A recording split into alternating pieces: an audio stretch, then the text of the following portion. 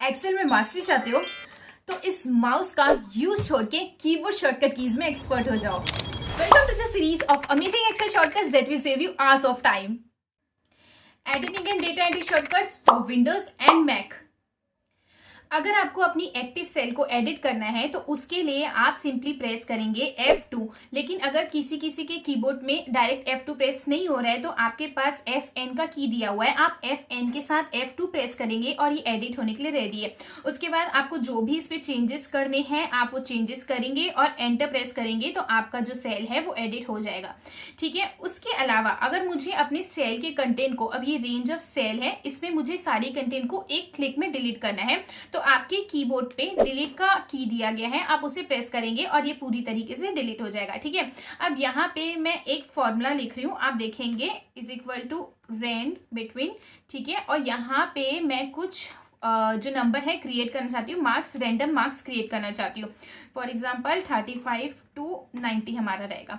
ठीक है, अब ये चीज जो है हमारी हो गई है रेंड बिटवीन वाले फॉर्मूले के बेसिस पे, राइट, रेंड बिटवीन। ठीक है, अब ये जो मार्क्स आया है मैं चाहती हूँ कि ये सारे ही सब्जेक्ट्स के लिए और सारे स्टूडेंट के लिए सेम फॉर्मूला हमारा लग जाए, पर मैं हर में जाके नहीं क्लिक कर सकती इसे, तो उसके लिए मैं क्या करूंगी, फील बटन का यूज करने वाली हूँ। ठीक है, फील डाउन और फील राइट में इसमें यूज करने वाली हूँ। कैसे करेंगे आप, ये आप देखेंगे, अपनी सेल को सिलेक्ट करेंगे जहां जिस तक के आपको मार्क्स को फिल करना है वहां तक के। उसके बाद जैसे आप कंट्रोल डी करेंगे ये आपका हो जाएगा फील डाउन, और फिर से आप अपनी सेल को सिलेक्ट करेंगे और जहां पे आपको राइट साइड तक चाहिए वहां तक सिलेक्ट करेंगे और कंट्रोल आर प्रेस करेंगे, ये आपका हो जाएगा फील राइट। तो ये होता है फील डाउन और फील राइट का यूज। उसके अलावा अगर आपको इंसर्ट करनी है न्यू सेल, इंसर्ट करनी है न्यू रो या न्यू कॉलम, तो उसके लिए आप प्रेस करेंगे कंट्रोल शिफ्ट प्लस।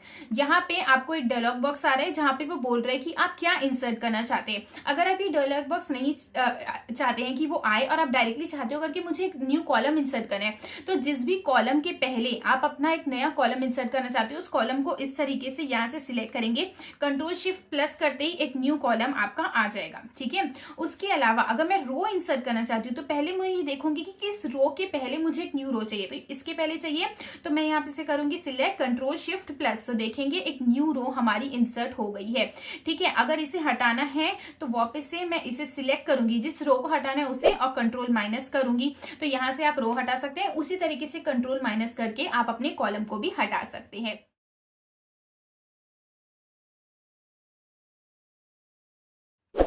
इसी तरीके से एक्सेल में एक्सपर्ट बनने के लिए डू सब्सक्राइब फॉर मोर।